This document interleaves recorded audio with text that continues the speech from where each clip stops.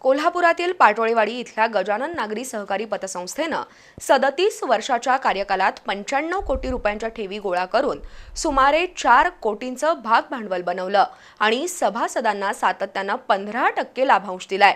तसंच अ वर्ग ऑडिट मिळालेल्या या संस्थेनं गोरगरीब गरजूंचं खऱ्या अर्थानं आर्थिक सक्षमीकरण केल्याचे गौरव उद्गार सहकारी संस्था जिल्हा उपनिबंधक निळकंठ करे यांनी काढले। पतसंस्थेच्या मुख्यालयाच्या नूतनीकरण उद्घाटन प्रसंगी ते बोलत होते। कोल्हापुरातील मार्केट यार्ड रोडवरील पाटोळेवाडी इथं 1970 साली सुरू झालेल्या गजानन बिशीचं 1989 मध्ये गजानन नागरी सहकारी पतसंस्थेत रूपांतर झालं। सध्या संस्थेच्या 5 शाखा, 95 कोटींच्या ठेवी आणि 4540 सभासद आहेत। संस्थेचं 4 कोटी रुपये भागभांडवल आहे।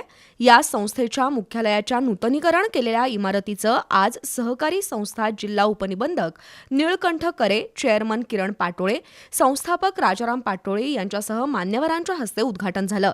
तसंच आरोग्य शिबिर आणि रक्तदान शिबिराचं देखील उद्घाटन झालं। निळकंठ करे यांचा चेअरमन किरण पाटोळे यांच्या हस्ते शिवरायांची मूर्ती देऊन सन्मान झाला।